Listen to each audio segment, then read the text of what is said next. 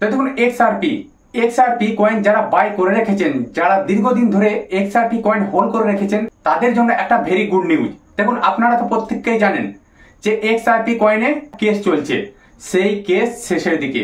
XRP যে কয়েনটি এই মুহূর্তে মাত্র 7 নম্বরে র্যাঙ্ক করছে, যে কয়েনটির এই মুহূর্তে মূল্য চলছে ওই 48 থেকে 50 টাকার মতো। এক্সআরপির মার্কেট ক্যাপ 33 বিলিয়ন। তো দেখুন আজকের ভিডিওটি স্কিপ না করে পুরোটাই দেখতে থাকুন। যারা এক্সআরপি কয়েন হোল্ড করেছেন বা যারা এখনো পর্যন্ত এক্সআরপি কয়েন বাই করেননি, তাদের জন্য এই ভিডিওটি একটা বিশেষ গুরুত্বপূর্ণ ভিডিও হতে চলেছে। তো দেখুন আজকে আমি এক্সআরপি কয়েন নিয়ে সম্পূর্ণ ডিটেলস আপনাদেরকে জানিয়ে দেবো। এক্সআরপি কয়েনের কেস শেষের মুহূর্তে আপনারা এই মুহূর্তে কয়েনটিকে বাই করবেন কি করবেন না, বা যারা হোল্ড করে রেখেছেন তাদের জন্য কি ভালো খবর রয়েছে। দেখুন প্রথমেই বলি এক্সআরপি। দেখতে পাচ্ছেন এক্সআরপি হলো একটি মুদ্রা, যা হলো রিপল নেট দ্বারা চালিত ডিজিটাল অর্থ প্রদানের প্ল্যাটফর্ম। দেখুন রিপল নেটওয়ার্ক একটি অনন্য বন্টিত ঐক্যমত্য পদ্ধতি ব্যবহার করে, যেখানে অংশগ্রহণকারী নোটগুলি ব্লক মাইনিং ধারণা ব্যবহারের পরিবর্তে একে অন্যকে তালিকাবদ্ধ করার মাধ্যমে লেনদেনের বৈধতা যাচাই করেন।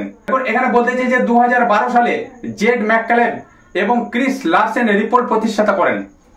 দেখুন এক্সআরপি এর উদ্দেশ্য হলো দুইটি ভিন্ন মুদ্রা কিংবা নেটওয়ার্কের মধ্যে সেতুবন্ধন হিসাবে কাজ করা। এছাড়া এটি বিশ্বজুড়ে ব্যাংকগুলির মধ্যে বিদ্যমান সুইফট সিস্টেমের ব্লকচেন ভিত্তিক বিকল্প হওয়ার দিকে লক্ষ্যীভূত। দেখুন এখানে তারা পরিষ্কার বলতে চেয়েছে রিপল ল্যাবের পণ্যগুলির দ্বারা নিজস্ব কয়েন হিসাবে এক্সআরপি ব্যবহার করে।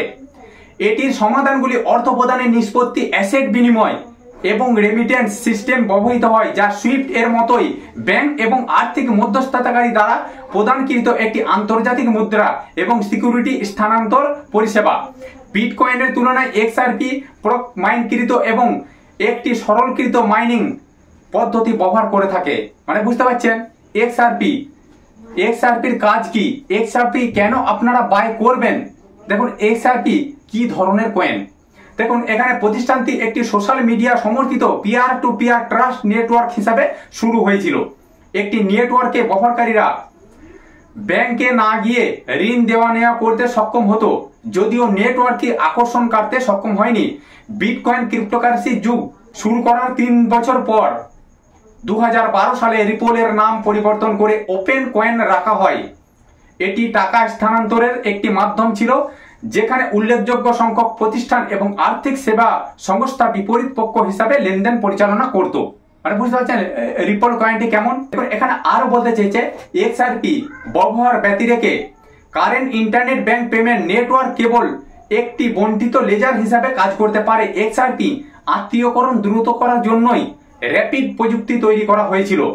রিপল নিজেকে বৃহৎ ব্যাংক এবং আর্থিক প্রতিষ্ঠান সহ গ্রাহকদের নিয়ে একটি বৈশ্বিক পেমেন্ট নেটওয়ার্ক হিসাবে দাবি করে। দ্রুত মুদ্রা বিনিময় অনুমোদন দিতে এক্সআরপি প্রতিষ্ঠানের পণ্য হিসাবে নিয়োজিত।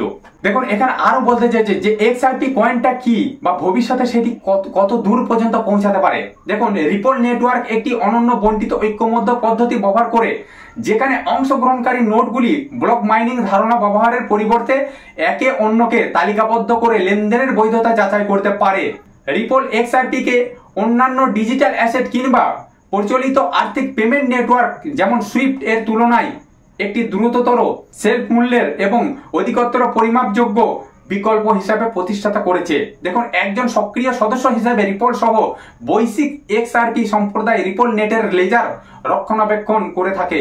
এক্সআরপি লেজার প্রতি 3.5 সেকেন্ডে লেনদেনের প্রক্রিয়া করে থাকে। মানে বুঝতে পারছেন এক্সআরপি কয়েনের এতই ক্ষমতা 3 থেকে 5 সেকেন্ডের মধ্যে লেনদেনের প্রক্রিয়া করে থাকে।